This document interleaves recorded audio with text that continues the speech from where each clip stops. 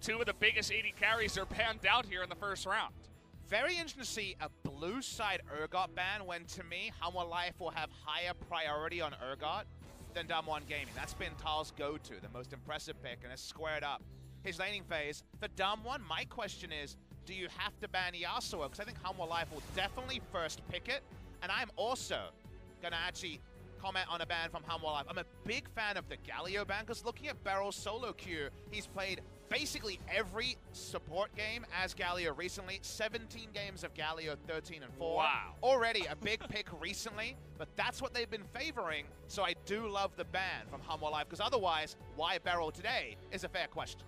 And I love this hover from Tal. May not mean much to you if you don't know his name. Explain it to us, Valdez. But his name originally in Korean is Tuhal, which means I'm gonna play Trundle. And given a little bit of fan service, that's one of the other things about Hanwha Life is that, and Tal, is that all of them seem so much more confident, especially Tal, given a bunch of fan service in person and even in the pick and ban. Because you know what happens when you do fan service when you're losing? People are angry at you. Like, why are you doing fan service? Get better at the game, son. Be serious. So now that you're actually winning, you're able to have some personality. Fly, for example, is probably the best trash talker next to Songyun we have, but very hard to trash talk when Genji are in the predicament they are. We get the jungle matchup straight away. Boom shakalaka. It's going to be Olaf versus Lee Sin. Matchup that Olaf likes in the early game, but honestly, like a lot of these Lee Sin matchups, first Q is usually very relevant when it comes to the Q from Lee Sin or Olaf. What about first round here, though? We already mentioned that priority could be really high on some very specific picks in this series, and if we want to Barrel's Alistair, we're going to get it. Well, he doesn't have his new Galio from solo queue, so from what we know, he's only got that one other pick, so it does make sense that he is hopping onto the Alistair. But what is it going to be for the side of Hanwha Life here? Now, I don't know how you are at maths, but to me, Lee Sin plus Alistair equals Yasuo. So the Yasuo that we talked about as the first pick is still open. It's a big one for Tempt and Hanwha Life, but obviously not quite the same synergy with the picks. Are they going to go for a first-round Yasuo here? Because again, since Friday last week, Yasuo has been basically perma-pick banned. It's a big one, and I'm sure Hanwha Life have that on their minds, and that means they have to pick stuff that will be good into the Yasuo, or at least can survive the Yasuo. They pick up the Tahm Kench, which is also another very often picked pick here in LCK. All right, DWG Gaming. You either get Yasuo now, or someone's banning Yasuo in the second round. See what their read is on this particular situation. They're going to ignore the elephant in the room of the Yasuo this time. Go for the Kai'Sa, which is back in priority. And then double ban AD carries, exactly. So that they can deny so many of them, because the Ashe Global ban, the 2 AD carry bans, including Vlad, that could be picked down into the bottom lane. So definitely something to keep in mind. Against some teams, that feels like a big boon, but remember that Songyun is a part of the most experienced duo lane we have, and a player who has a very big champion pool, can play the non-marksman really well as well. So not going to be a huge denial, but will, of course, hurt the composition here. The Sivir ban is the one they go for, and that's because you look at the comp and you're like, Olaf could use some movement speed. Yeah, definitely some synergies there. So liking the Sivir ban, and no need to double ban, specifically against Songyun. Hanwha Life, they ban away Jace. It's time for those Nogari bans we always talk about. Only 2 so far for Hanwha Life. Apparently it's been 1,004 days since Tempt and Key's debut in the LCK. So those 2 guys have been around for quite a while. That one fan celebrating that fact. They came in at the same time. Tempt was not the original starting mid laner for ESC ever. That was, of course, Athena that went over to the LPI. I believe he started on EDG and then went around a couple of different squads. Now, Tempt replaced him, and when they finally made the LCK in summer of 2016, already 1,000 days since that tournament kicked off. So congratulations on that milestone. LeBlanc going to be the blind pick for DAMWON Gaming, and that means Showmaker LeBlanc versus Tempt Syndra. This is a fun one, as Tempt is a Syndra player of note. That he is. It's not something you see very often, but was one of those blind picks, and something that can kind of play into everything. And also, as you mentioned, go straight into Tempt's wheelhouse. So fun to see it coming back here, as a lot of those mid-champions were taken away with all the recent nerfs and stuff. And, well, Yorick's back. He's been back for a bit now here in the LCK. Fiora is open, and of course is a great pick into Yorick. And we saw Nogari on Aatrox recently Of course, the Aatrox nerfs are something that means it is much more of a sometimes champion, but we want Nagori's Fiora, damn it. Oh yeah, come on. Jax will be pretty hype as well. Which one will he prefer? I feel like it's one of those two to me. It's Fiora, come on, yeah! lock it in, yes! That's what the one we wanted. They don't get the huge cheer from the crowd, but when you get a player as talented as Nagori, exactly the champion you want to see, this is one that can go very Fiora-sided if she gets a lead. Kind of a Fiora staple for sure, and I think at 3 items, she wins basically the Yorick lane 100% of the time. Spirit Shojin gets thrown in there and things get good, but just starting off with a Ravenous Hydra is the way we expect. So, DWG Gaming pick power through part of their draft, and then a Fiora means 4-1.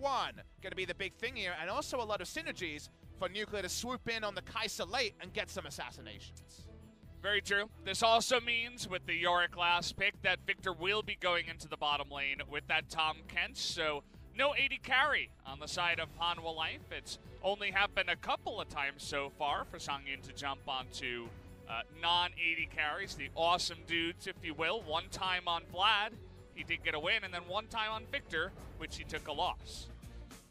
Cool draft here. A lot of evolving stories. It fell into place outside of the Yasuo. It's kind of conspicuous by its absence from both pick and ban. Maybe game 2 will be that one gets a reintroduction.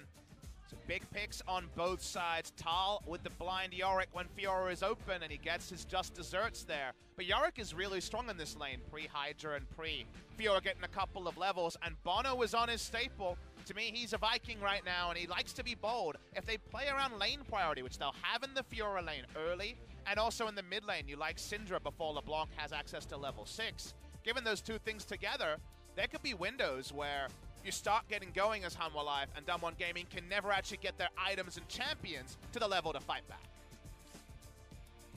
Definitely a lot of skill expression here on the side of DAMWON Gaming in their champions. We'll see if they can make it work to a victory here as we hop onto the Rift for game number 1 of Hanwha versus DAMWON Gaming.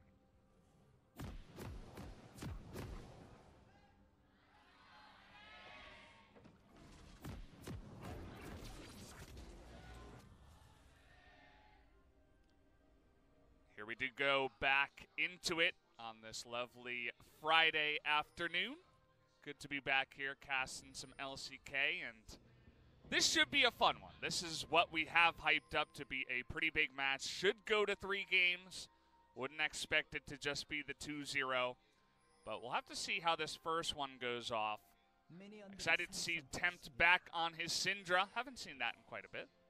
And notice his choice of Keystone and Summoner. Ignite Syndra is pretty bold into LeBlanc, but this is kill or be killed.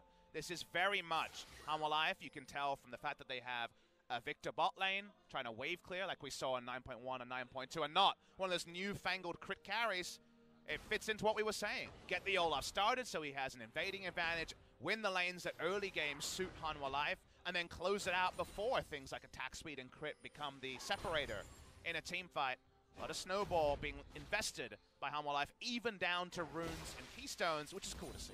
Yeah. And my most fun part of the new metas and the changing in the mid lane has just been the, a bunch of the nerfs, but also a bunch of the tanky champions moving out of the mid lane and opening up these matchups that we used to have, where there's so much skill involved, and you would just love to get the zoom in on the mid lane because it's Syndra versus LeBlanc. I mean, this could go either way, especially with how you mentioned Tempt going for Electrocute Ignite. He wants to try to outplay Showmaker in the mid lane, and that's what Showmaker's name means. So I love this new mid lane meta. Huge fan, and we'll love to see more of that mid lane. Whenever I don't see a Lissandra or an Urgot, I'm feeling pretty good, Valdez. So I'm with you on that one. And then 9.4, I was able to watch some solo queue streams yesterday, SKT off on the Rift, and there was a lot of new champions with the new Conqueror that are being talked about, even in the jungle. A lot of Rek'Sai that might actually be the meta. Come next week as the Lee Sin matchup, pretty famous for the Rek'Sai there. So I think the wins have changed. They're not 9.1, 9.2. It feels like the preseason was delayed a couple of weeks, but now we're going to get a whole lot of change, and what does that mean for the fortunes of two teams that are very much around the middle of the pack, but are threatening to jump up the standings?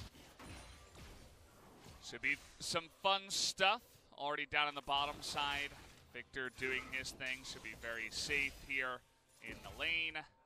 We'll have to wait and see if Songyun can try to get a win on this Victor. As I mentioned before, is just sitting at 0-1 right now, but has been known for a bit to be one of the big carries on this team.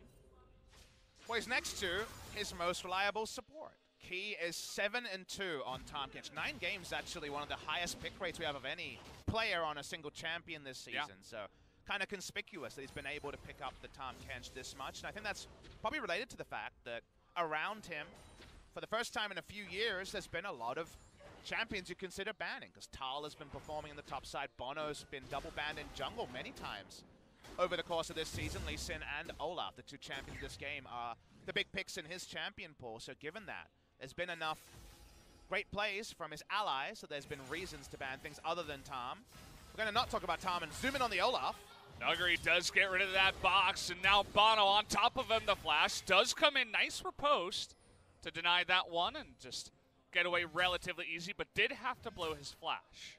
That is 1 summoner down, and we're looking for Hanwha Life at this point in the game to be playing around strong lane performances and Bono to be the big difference between the 2 teams to start the snowball that we kind of feel like needs to happen for Hanwha Life to close this game. They want to win this game, or at least have the game in an unlosable position around 30 minutes into the game or earlier. So gets the first summoner with the first predator, no arguments with that. Returns to his jungle, and we see how they build around the fact that for now, Fiora going to be biding her time.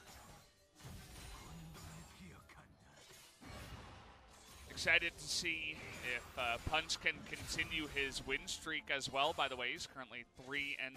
Of course, the last time they did play against a team, it was against Jinair, but still, you know, racking up those wins in a row. And let's close that point, because what did he not get to play against Jinair was his Lee Sin. Punch Lee Sin is what we hyped when we saw him subbed in, and he had one of the cleanest Lee Sin games, and that's a really overused phrase, because clean Lee Sin, shoutouts to Rush, etc.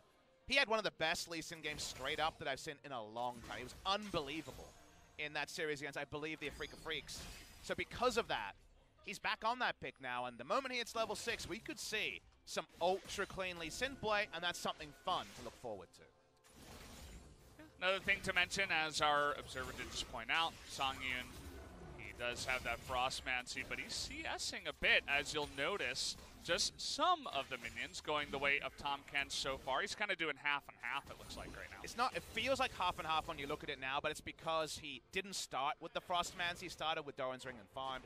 Got the 850 gold, and now the farming ends, and every CS that Relics does add is mid lane. Oh, the chains land, and in comes Punch as easy as you'd like. Barely even saw him alive. And Tempt even blows his flash, but he's 100% dead for first blood. And we didn't even have to counter level 6. Even 2 second graders can look at this one and see very clearly that ahead of the clock, they're able to get a kill through the Lee Sin. He's got something to return to, like you mentioned, now that Flash is down. Nice moment for DWG Gaming. Really, really nice stuff. You could see that Punch was waiting in the side brush on the control ward to see if the chains landed, and the second they did, Tempt just tried to go for the stun here onto the Lee Sin, but it went wide. And after that, 100% dead. And if you don't have cleanse and you get hit by that tether, you're dead. Wow. That's the equation you learn there. It's from 100% health. It's topside solo kill. Oh boy, he gets it. 1v1 Tal. Another guy we were hyping up coming into this one, able to solo kill Nuguri. But doesn't this fit in there? We're getting a real seesaw here as they need to be winning these side lanes. They win one.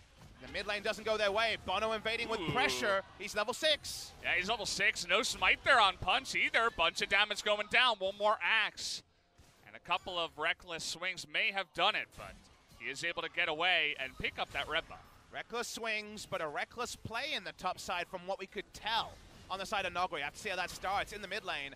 Every tether could be a kill. Every scat of the week could be a kill. This is the thick and fast action we were hoping for. Watching the top side here. Noguri wants to push in. Pretty standard Fiora stuff. The cage really, really gets you. So the problem that Fiora has is if you don't actually hit the Q and thus get the cooldown reduction, there's actually a really long cooldown on Q early game. Didn't have the flash, didn't have his life. That's what happens when you get the baby cage. People die. And there it is. Looks like that was also a fan sign of Tal. So happy fans as he picks up a solo kill on one of these guys we were saying was a very, very talented top laner. Nuguri just not expecting that one. and will get solo killed. So once again, DAMWON, Punch, and Barrel looking towards the mid lane. This time the chain's going to go wide, but the second one does land. Good response here by Hanwha as a team to come in and support their mid lane. Isn't this so different to early in the season? Because now we have, if this guy of the week misses, you die. If it hits, you don't die, or maybe you get a trade kill, compared to, does Lissandra get the minions and the enemy champion to maximize that Q value? Yeah.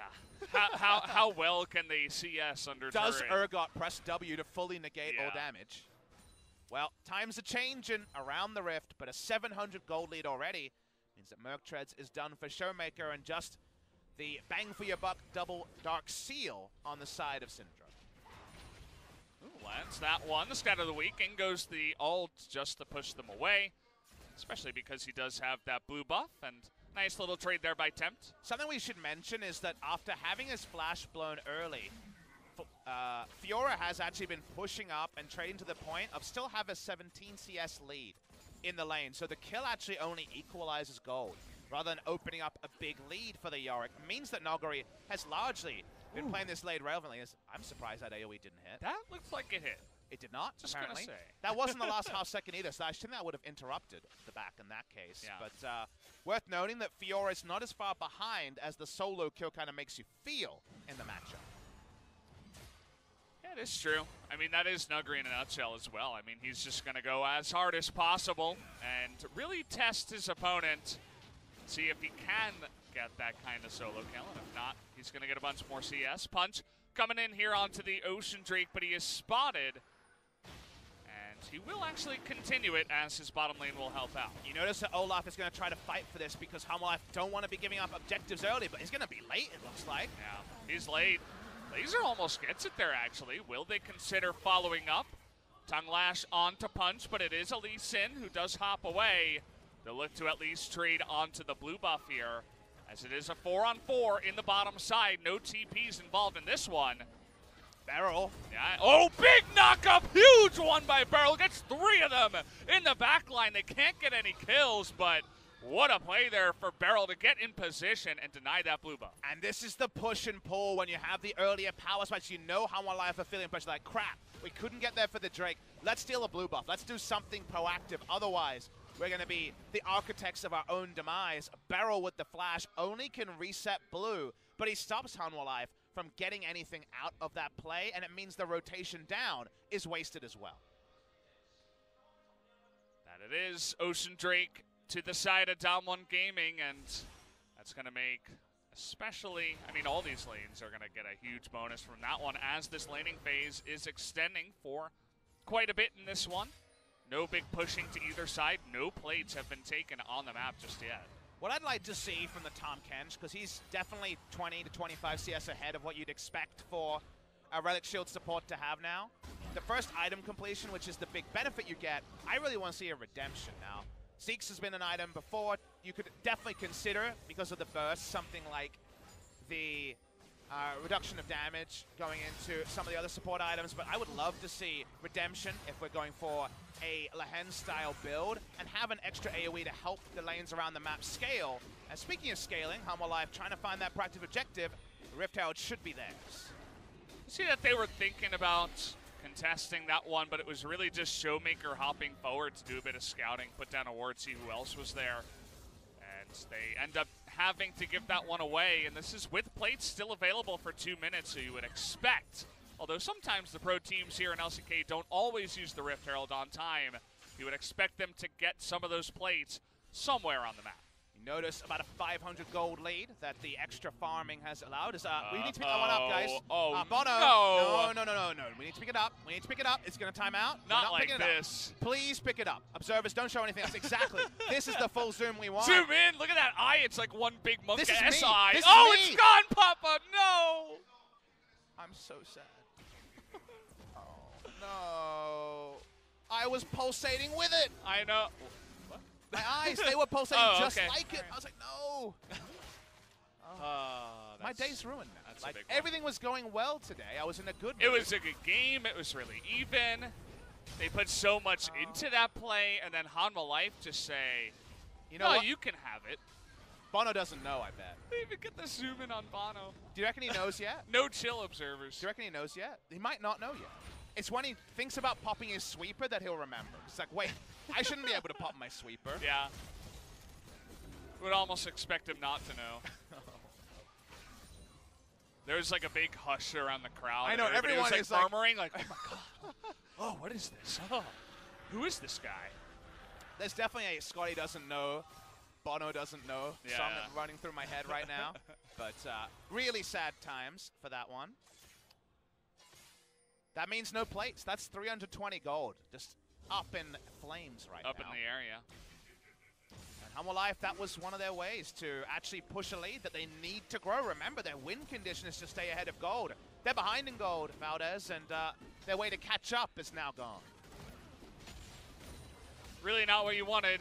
And that could also be a tilter once he realizes it, because his team are going to be like, hey, let's go for the push up in the top side. He's like, guys, sorry about this one, but yeah. And DWG are now doubling down. They're invading and contesting the enemy red. This should be the other way around. Remember, the shoe is supposed to be on Hanwha Live's foot when it comes to those aggressive players. Yeah. Showmaker poking around. Level 11's going to be hit soon. Red buff will be claimed by Bono.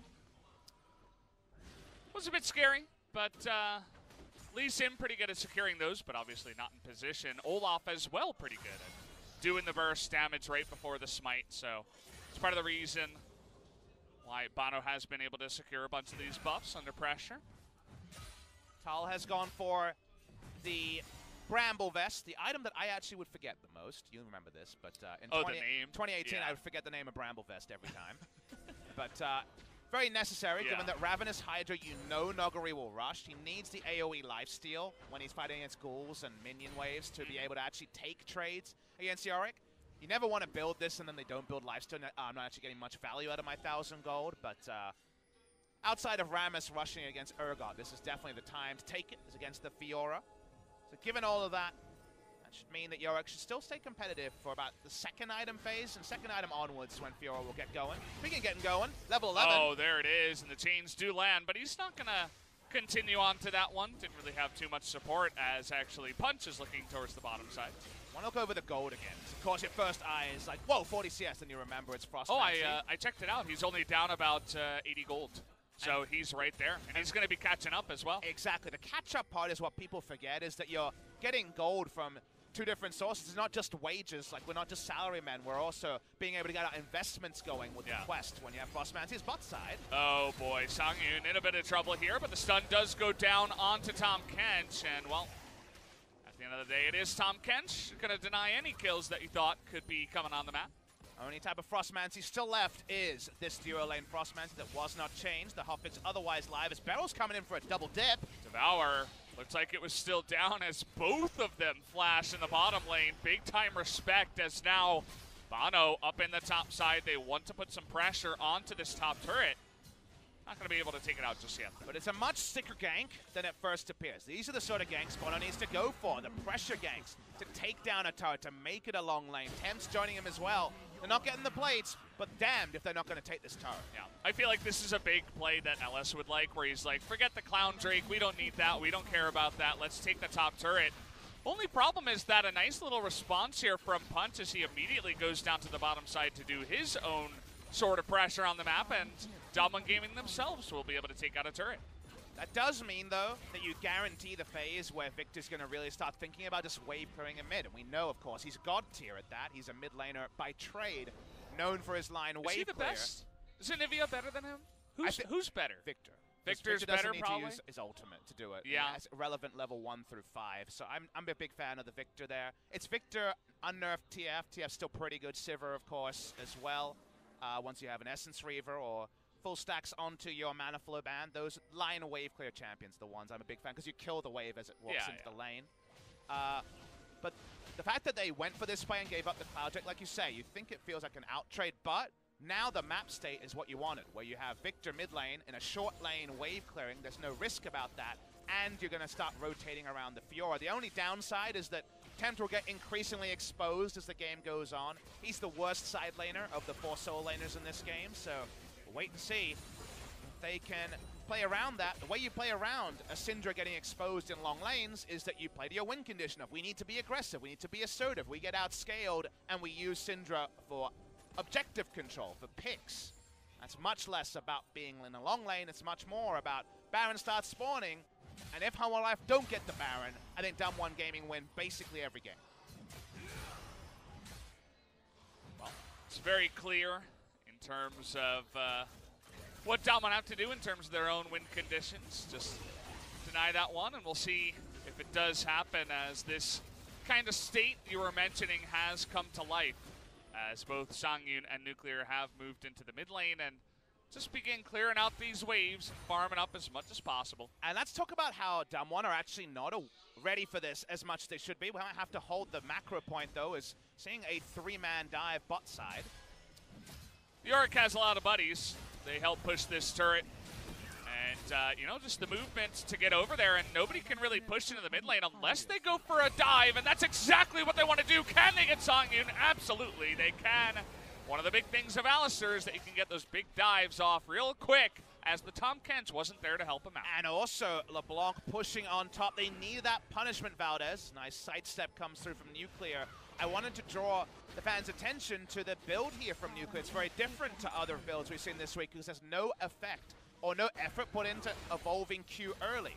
It's a recurve bow on top of Blade of the Rowan King. We've been seeing Blade into double pickaxe to get the 100 AD, and the reason why I want to call that out is 100 AD allows Kai'Sa to trim waves way faster because you can just press Q and most of the minions basically die or one hit away from death. Without that evolution, Victor has a huge pushing advantage while you're rotating 3 people into Fiora's lane. So you think tempo-wise, that should mean DAMWON Gaming gets screwed. However, that doesn't happen because the turret dive is clean, the Tahm Kench is a bit late, and that punishment relieves a lot of pressure before the 100 AD is in for the Kai'Sa. Yeah, I mean, the second they see that Victor is alone and that Tahm Kench is in the bottom lane, they immediately call that out. It was perfectly played by Beryl, didn't mess up any of his skills, and it's really easy to do that up against Victor, so they do land that one. You were talking about a item for a specific member in the bottom lane. Yay! Looks like he's going for the redemption. Papa Smithy able to call that one out here. So Frostmancy helps him out here. The reason why I call for what is sometimes a pretty unusual item on Tahm Kench, which is the redemption as the first true item after Swifty Boots and the entire support item, is that redemption builds way worse than Knight's Vow. Knight's Vow gives you a Kindle Gem, feels great, and it gives you a Chain Vest, feels great. However, building into the Forbidden Idol as a support like Tahm Kench is not the same as a Sonar or a Soraka that's getting a lot of value there. But redemption allows you to play multiple lanes and can also get over some of these tipsy-turvy matchups like the Fiora Yorick and help out the Yorick. For this matchup, we're about an item away from it getting really convincingly on the side of Fiora. That Trinity Force needs to be done. It clearly is not. Well, he needs items and he needs levels, and he's down on both right now. Just desperately trying to deal with those ghouls and not having much chance at that just yet. Showmaker up 5 levels on the Tahm Kench, not able to land the chains that time around, as DAMWON still trying to push into the mid lane, and they will just go for what looks like another Ocean Drake potentially here.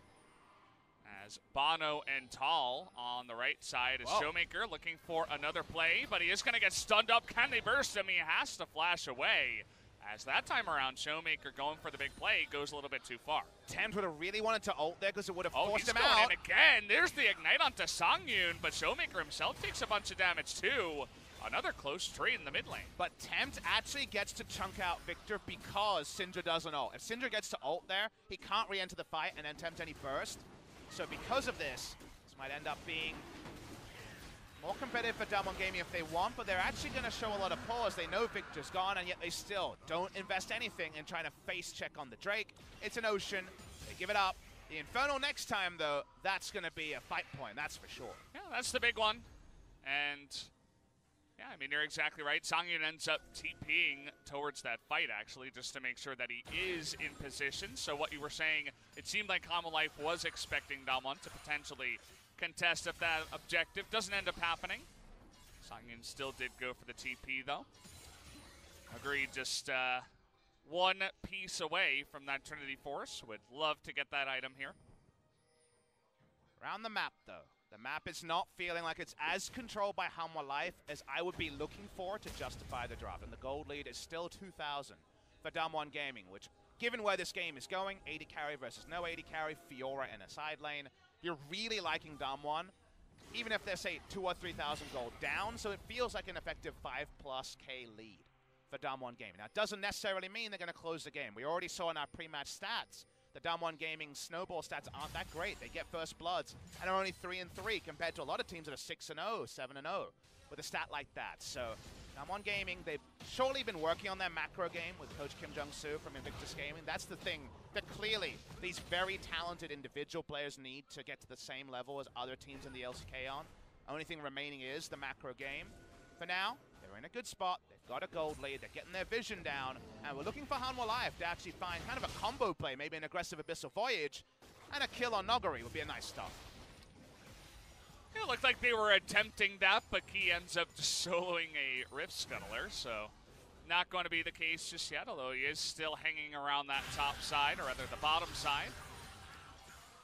As the Baron is up here, we are about 24 minutes into this game, and he's just threatening it. I mean, he's going to clear out that ward, and he's just going to say my presence might be able to allow some more pushing here, but in the end, he does just back away. So feels like DWG, as you were mentioning, still pretty happy about this one, as attempt a little bit late to stop the push of Showmaker, and he's actually 2 levels down even on the LeBlanc. The thing that Hanwha Life are playing around is the fact that with Abyssal Voyage, you outnumber Fiora, and she can't do anything 3v1. She doesn't have any ranged wave clear. She can't delay turret takes. They're trying to just rotate and piggyback members through that lane and then say, TP out. He, of course, had someone to teleport for a second there, has Abyssal Voyage. It's about outnumbering the Fiora as the lane goes on. Now, she gets 3 items, and she can do some pretty crazy things. So there is, to some degree, a timer on that, the effectiveness of such a strategy.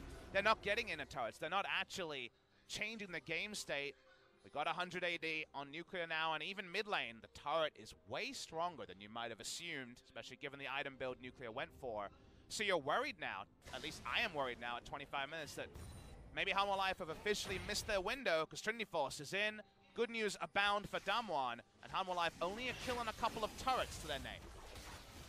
It's not just the scaling of the Fiora and the Kai'Sa, it's your mid laner that's miles ahead. It's almost 2,000 gold ahead right now for Showmaker over Tempt, and 2 levels still, even after Tempt went to the top lane and took out 2 waves. Maybe that's just because he has to play passively against that LeBlanc, who is going to have that assassination ability not just against Tempt, but also against Songyun, especially if the Tahm Kench is out of position. Things definitely feel like they're falling apart a little bit here for Hanwha Life. And that's before a pop-up, before a huge punch engage. Yeah. 2 control wards, one with an Alistar lying in wait, the other one with a Lee Sin, with everything available. This is not the game state that Hanwha Life are looking for. And now Noguri has that paddock to roam down with 2 items, and he will be showing a lot less respect on the future trades. Can't wait to see what he can do once he does get more and more items here. Just the 2 that you're mentioning. Bono thinking about helping out here, or at least getting vision down. He's 2 control 4 levels there. down, Valdez. Yeah. He's free food for Showmaker. Okay, Noguri not strong enough just yet. The ult was popped, but he was not confident enough to go forward with that one. How did that begin for him to be at half health when we watched? I guess he face-checked a lot of damage. Maybe he got caught in the cage once again. Maybe doing the Krugs or something. I mean, at this point, we haven't had too much other action. Maybe we can get a replay of that play. Wouldn't mind it myself, but we are definitely going to get some action now as the Infernal is about to spawn. And the Infernal was that flare point we expected. Noguri gets it back in, but that means that DAMWON are not in a vision advantage like we saw earlier. And Hanwha Life able to control this area. How much do DAMWON feel that they need the Infernal? Because they should already have the scaling. Infernal is, of course, the double dip on that. Straight Here slow. comes the TP coming on in. Showmaker looking for that assassination. Couldn't quite get it, but Noguri in the backside. They're going to try to turn on top of him. Barrel himself taking a bunch of damage, and now Hanwha Life thinking about just disengaging off of this one as they get away with the Infernal, and nobody goes down just yet. Showmaker thinking about getting in there once again, has the burst damage, but the chain's not going to land in its full effect, and so they do get away. Nogari's diving in. Oh boy, Tempt backing on the ward. That's a bit of a mistake. Too greedy on that one, and now Tall thinking about getting in there. Knows he does have the Tom Kents. Should be okay, but that one kill going to be a big one. I agree with you there, Valdez, and that means that suddenly we have to reevaluate the play. You saw how hard it is for DWG Gaming without a vision lead to actually fight 5v5. They want to poke in or get face checked on when they're chasing for damage. They're a lot less potent, but the exit kill means that Nogari can push onto this inner turret. I feel like I'm trying to recreate how all this happened off screen, but my guess is that Nogari face checked the same brush that Tempt backed in and took a lot of damage. So when Tempt backed, he was like, there can't be a ward here. Yeah. The ward being there is actually super relevant. It's an old ward. Exactly. It's an old ward, but damned if it's not a important dog of war, because it allows him to just walk in, repose the right ability, and get an almost instant kill on the Syndra. Definitely a nice chunk of gold as well. Will go straight into his pockets. Only has the one kill, but of course a 750, now 800 gold bounty, as is the way of current League of Legends. And Nogari has the two disgusting parts of the end of this Spear of Shojin build. The Kindle Gem Longsword 950 gold recipe is such a stinker, but BF Sword on top of that, and you have Spear of Shojin. That means we riposting all the time. Makes basically every side lane matchup the most winning ever for Fiora, and she was pretty good at 2 items already. Here we go. He's trying his luck already, but he's still down a level. Not just yet, but perhaps thinks he has better sustain overall, but he's getting super low. Nogari playing with fire. He's not going to be denied this time around, but does have to flash away. Still don't have that item breakpoint, still needs the third one, and that means the Warden's Mail and just Yorick's innate damage is too much for the Fiora to deal with. This going. Better than expected for 30-minute Fiora versus Yorick side lane. Good news story for Hanwha Life, and they need them desperately. The map is being overrun by DAMWON. You can just see it here in this left side as Tempt is scared to be under his own turret. And he has Pano on the Olaf, who's still down 5 levels. And Nuclear and Fiora, Nogari just getting stronger and stronger in this game. I wonder if Nogari needs to go into something like a Execution's Calling, and the matchup is in mid. They're trying to engage on this one, but Punch is just getting chunked out up there on the top side. Now trying to get on top of Songyun, but Good Devour does come in. But look at Nuclear doing that damage. He's going in, but he's going to get popped in the face by that Yorick. They're trying to win this one, but here's Nogari. Gonna join the fight on time, which means that Hanwha Life not able to continue. What a crazy 4v4 that starts with Lee Sin having no interaction against Olaf. He can't kick him away. He can't get out. Dies with his flash available. Didn't really have a spot. Died just a second before he would have claimed it. Ends up being 2 for 2 overall. Both bot lane carries erased means no Baron threat on either side. That's very true. You can see what happens, though, the attitude of the players right after. Hanwha Life immediately back away. They don't want any of that. Bono might be a level under, but there's no interaction at this point. Lee Sin doesn't have burst rotation, didn't have Q available, just dies. Showmaker pops in. He doesn't instant kill the Songyun, but Songyun does get taken out. But it's a trade of Nuclear's life. He's in the cage amusingly at the end. Both Tempt and Nogari are not there. The 4v4 is a pretty bloody one in what has been otherwise only an 8-kill game. Well, the spear is finished here for Nogari. We'll have to take a look at these these fights, but at the same time, Tal is just insanely strong. Thorn Mayo is a pretty big one. Yeah. Do wonder. And more on top of that. You just need to kill the damn maiden, but that, of course, is way harder than it first sounds. It's kind of like the CC Katarina, by the way, lol, analysis that doesn't necessarily work if Cat's broken enough at the time. Yeah. And you'll notice that it seems like Hanwha... piggybacking. Yeah, they know that this is the moment where Nogari is going to try to fight, so Songyun just sits in the bottom lane and says, well, if he goes for it, we can try to 2v1 here. Well, speaking of outnumbering, means that DWG can have more members topside, so they take an inner turret, pop the Banshee Veil on Tempt. 2 Banshee Veils here, both of them very relevant for the pick damage. You notice that Tal a lot more reticent to chase for damage now. He's feeling big, and he is a big boy. He's tied with Nuclear. No, he's close. He's down 10 CS with Nuclear in terms of the CS, but he has so many kills and so much damage.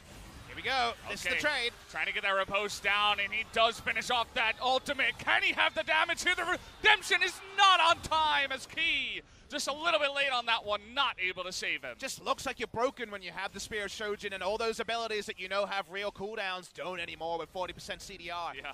And the aspect of the Dragon, the old Essence Flare passive on that item, that means that Yorick is down for 40 seconds, time to start a Baron, and Nuclear does plenty of damage, i.e. or no. Well, will they try into this one? Fiora's TP is about 10-15 seconds away, but she's just going to push that bottom lane and try to take out a turret. The Baron does get low, but DWG Gaming going to begin the dance, the song and the dance that they are totally fine with, as the bottom lane is getting crushed. And this is the problem is, song and a dance is usually kind of a nice eloquent castaway. I'm talking about a ruse, right? There's no ruse when Fiora will just run at you and do that again. He's already got ultimate up again. If he had a bit more mana, he could just repeat the same play, and Ken's not enough to bail that one out. Feels like it only gets better and better, and he can even start building defensive stats for other issues. He's going for GA and also something like a Spirit Visage for attacking both lane and teamfight. We watch the replay, and remember, the moment the ult is popped, the good news starts rolling for Nugger. See, he gets in range finally for the redemption and tries to go for the Devour, but Key just a little bit late on that one. And they were probably calling for that one because Tal was just running straight at the Fiora, you know, but wasn't enough in the end. And Nuggery finally begins to look strong on this Fiora. Small chance it could be Bloodthirster as well into Spirit Visage for a super high lifesteal build. You used to see this on Fiora in previous metas, I think 2016 QV. Built quite a lot of that on Samsung Galaxy at the time. He walks up to an Ocean Drake, and this is really more about getting Elder to spawn as DWG Gaming's scaling has come together. So that one comes in, means 39-30 or so. We will be having the Elder spawn. It's more about the buff than it is, of course, about amplifying Cloud and Ocean Drake, and also about forcing Hanwha Life to walk up when DWG Gaming have to be ready for a fight. Hanwha Life definitely walking forward now. They're going to just start the Baron. Okay, here we go. Desperate attempt. They just need to get into this one. They want to go for a turn. Here goes Fiora into that bottom lane. How will DWG Gaming try to get into this one? There's the engage. Big time knockup, and it goes the way of Hanwha Life. But where's the damage from the side of DWG Gaming? Two of them are going to be taken down immediately, but take a look at Fiora. They need to get the back. They need to save their base. Can anyone get back is the question. One back. Looks like Yorick and Victor are going to be able to get back in time to save that base. Huge importance as DWG Gaming not able to stop enough for the backs, and now they're trying to get onto Nuggery here. Can he just burst Key is the question. Able to get the stun down, though, is Tempt. Oh, Nuggery, he's still on the run. He's going to get away. Oh, just barely going to go down to that one, but Songyun is going to pay the price here. We do have Nuclear actually in the top side, trying to push on as this game just goes insane mode now. Action's Nuclear still going. Going 1v1. Tempt is going to flash away from that one, but Nuclear, once that Hex Drinker does go down, can he get on top of him is the question. He's got that red buff, but it looks like the inhibitor is going to go down first on foremost, as Nuclear will get away. What an amazing passage of action. We need the ultra zoom out, and we get the last gasps of your lungs there, Valdez, because so much is happening. Because the Yakari sacks is what DWG Gaming have to do. Stop the backs, allow Nuggery to keep pushing into side laning and looking for exit picks and exit objectives, because they were always going to trade down when the Baron is coming. If they lose the Baron here in a 50-50, they win the game instantly to DWG Gaming. Without the Baron, they'd probably still win out on the trade. It was still the right moment for Hanwha Life. They'd lost map control, as we noted. They can't really set up the fights anymore because of the scaling advantage, so you have to try things like this. They get the second back. One in the pit, that's the Victor. The other one, the Yorick, in the pixel brush there. We watch the replay here. Nuggery probably could have considered a 1v2, but he knows that Tahm Kench is walking down as well, and he can't 1v3. On the exit, I'm never going to write the eulogy for a Spear of Shojin Fiora until we know for sure, until we get the kill feed information there. Overwatch League level of analysis, because you're never 100% sure on that Fiora. Nuclear continues to push it, and this is the right move. He gets an exit kill earlier, and he can swoop in, take out Tempt thanks to his extra shields, and eventually does that take out this inhibitor as well. Doesn't take him out of the Rift, but does take him out of defending the objective. Gets him out of the fight, and now we did have Hanwha Life go in, but did they get themselves into a bad fight as Nuggery looking for the flank? How many bad guys can he walk up to? Well, you can see that Hanwha Life trying to play that Phalanx style. They get the stun there, but in goes Nuggery into that back line alongside Nuclear. And the engage comes in, and it looks like Hanwha Life is just falling apart as DWG Gaming running straight at them. It looks like Tall, the only one left available, not going to be able to go 1v5 this time around. As all the knockups in the world come around, they do get flanked. It looks like game one will go the way of DWG Gaming. And that scaling was no dirty word here. This is the scaling dirty secret that Fiora on this patch is. Rushes in, they finish the game, DWG Gaming did enough, and Hanwha Life, they just couldn't get it going in the early game enough for this late game to be anything but Fiora carry.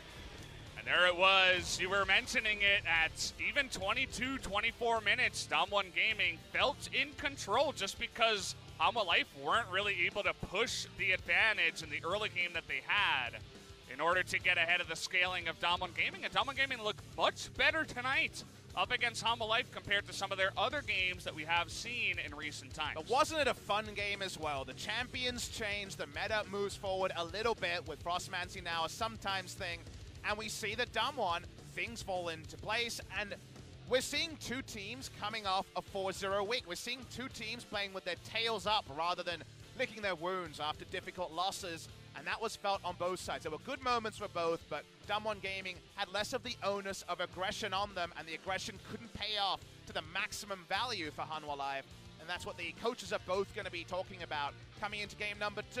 A nice follow-up series or follow-up game after our fun Afrika Sandbox series yesterday.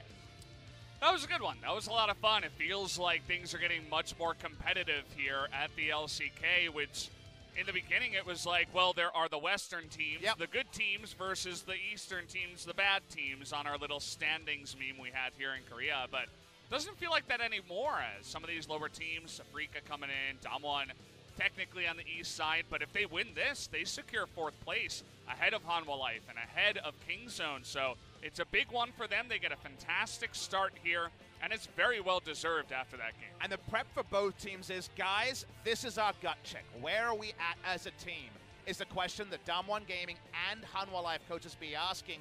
Hanwha Life, they've felt this so many times, being the line where if you're better than us, you're in playoffs. If you're worse than us, then you're in relegations. They've always been there at 6 for the last year since they picked up this massive sponsor in Hanwha.